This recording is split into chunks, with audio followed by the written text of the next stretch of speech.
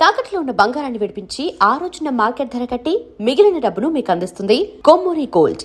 కిరణ్ గారు చనిపోయారు అనే విషయం మీద ఇప్పటికే మీరు చాలా దగ్గర చాలా విషయాలు మాట్లాడినారు, చాలాసార్లు చర్చ జరిగింది. బట్ నాకు మీ పెయిన్ కావాలి సార్, ఎందుకంటే నాకు ఆ బ్యాక్డ్రాప్లో ఏం జరిగింది ఇవన్నీ ఆ థీరీలంతా నాకు వద్దు. కానీ ఉదయ్ కిరణ్ గారితో ఒక అద్భుతమైన జర్నీ ఉన్న వ్యక్తి మీరు. ఆ పెయిన్ ఎలా భరించారు, ఎలా రిసీవ్ చేసుకున్నారు? బేసిక్గా నాకు పెయిన్ కంటే కోపం ఎక్కువ కోపం. ఈ పర్టికులర్ డెసిషన్కి అతని మీద. ఎందుకంటే నేను ఐ హేట్ సూసైడల్ టెండెన్సీస్. నాకు అది ఎవరు ఎంత దీనమైన స్థితిలో ఉన్నా ఏదైనా సరే మన జీవితం కంటే ఏది గొప్పది కాదు. మన ఆస్పిరేషన్ అయినా, మన డ్రీమ్ అయినా, మన కెరీర్ అయినా, ఏదైనా మన జీవితంలో ఒక భాగమే. మన జీవితాన్ని మనం ప్రేమించకపోతే మనం వేరే ఏది చేయలేము.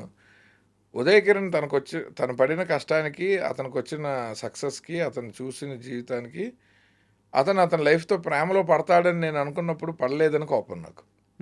అతను పడాలి, ఎందుకంటే అతన్ని ప్రేక్షకులు గుండెల్లో పెట్టుకొని ఏ ప్రెషరు, ఏ ఎక్స్టర్నల్ ఫ్యాక్టర్ అతని లైఫ్ నుంచి వేరు చేయగలుగుతుంది అతను చూసిన సక్సెస్ కంటే.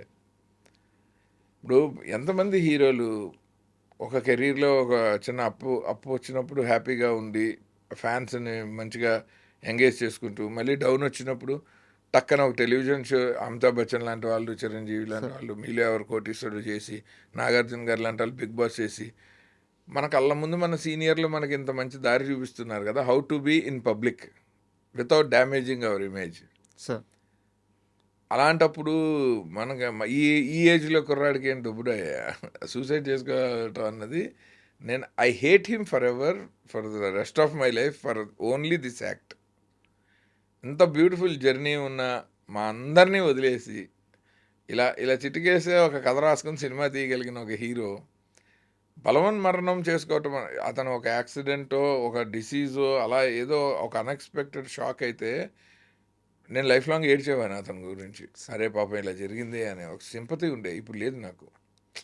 ఎందుకంటే అతను చేయకూడని పని చేశాడు, అండ్ ఒక రాంగ్ ఎగ్జాంపుల్ సెట్ చేశాడు.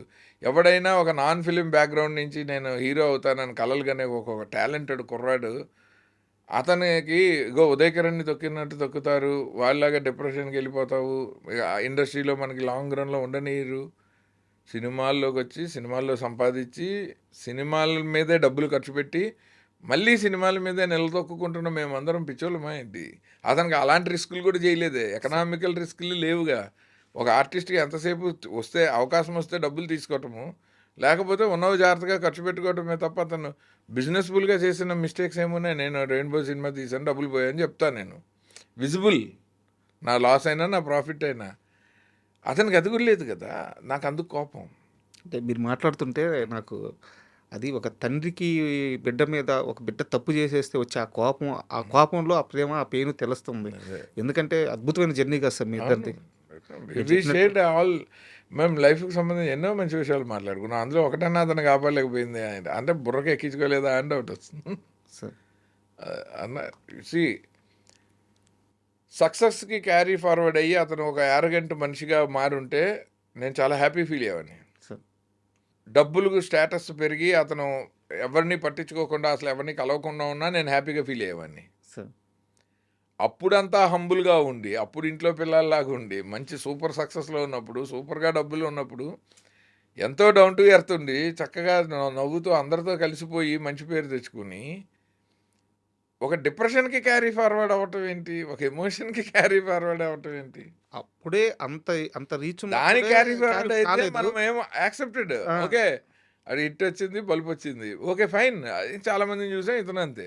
కానీ అప్పుడే చాలా హుందాగా మంచిగా ఉన్నాడు కదా, చాలా డౌన్ టు ఎర్త్ ఉండే, చాలా మంచిగా ఉన్నాడు, అందరితో కలిసిపోయి. అప్పుడు ఎక్కువ కోపం వస్తుంది, ఎంత అభిమానిస్తే అంత కోపం వస్తుంది సార్. అంటే మరీ నేను దాన్ని రిపీట్గా అడుగుతున్నాను అనుకోవద్దు. ఆ ఘటన జరిగే ముందు మాటల్లో పరోక్షంగా కానీ ప్రత్యక్షంగా కానీ డిప్రెషన్లో ఉన్నాడు ఏ రోజు అట్లా అనిపించలేదు. మా లాస్ట్ ఫోన్ కాల్ చాలా excited, energetic conversation for hours.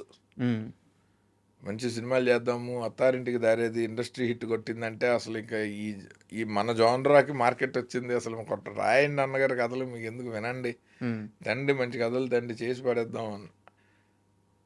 అలాంటి వాడు జై శ్రీరామ్ అనే యాక్షన్ ఫ్లిక్ చేయకూడదు. ఉమ్, అవును. ఎందుకు ఇప్పుడు తనే చెప్పాడు కదా, జై శ్రీరామ్ అప్పటికే పోయింది పాపం, అది అతను తప్పు కాదు, అది ఆల్రెడీ యాక్షన్ సినిమా పోయింది. అత్తారింటికి దారి హిట్ అయింది ఆ సంవత్సరం. పవన్ కళ్యాణ్ లాంటి పెద్ద commercial mass super hero super star ఒక చిన్న కథ, ఒక ఇంట్లో కథ, ఒక అత్తని అవును. తీసుకెళ్ళడం లాంటి ఒక చిన్న ఫ్యామిలీ డ్రామా చేస్తే ఎంత ఇండస్ట్రీ ఇటు కొట్టాడంటే, ఇది మన జానర్ అసలు. ఇది ఇలాంటిది మనం ఈజీగా కొడతాము, మీకు ఎందుకండి అన్నవాడు 6 రోజుల తర్వాత ఈ న్యూస్ వింటానని నేను అన్నాను. 6 డేస్లో క్షణికావేశంలోనే చేశారు. Just spur of the moment అన్న. అందరూ డిప్రెషన్ అది అంటారు, ముందు నుంచి అదేమంటారు కానీ బట్ మీరు చెప్తున్న లెక్క ప్రకారం అయితే లైఫ్ మీద చాలా కాన్ఫిడెంట్గా ఉన్నాడు. ఈ వాజ్ ఆల్వేస్ పాజిటివ్. ఎప్పుడు ఇది చేద్దాం అది చేద్దాం ఏదో ఒక ప్లాన్ డిస్కస్ చేస్తూనే ఉండేవాడు. సార్ అంతే. చక్కగా ఆ టైంలో మేము చాలా హ్యాపీ ఫీల్ అయ్యేవాళ్ళము. మన లహరి రిసార్ట్స్లో హీరోలు అందరూ, యంగ్ హీరోలు, నరేష్ గారు, నాని గారు, శర్వానంద్ గారు, వీళ్ళందరూ కలిసి మంచిగా క్రికెట్ ఆడుకుంటూ, వాలీబాల్ ఆడుకుంటూ they use to plan their weekends.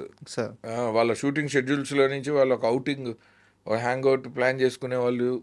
అందరు కలిసి అక్కడికి వెళ్ళి ఆ మడ్లో ఫుట్బాల్ ఆడేవాళ్ళు. సో అవన్నీ మళ్ళీ మాతో షేర్ చేస్తుండేవాడు.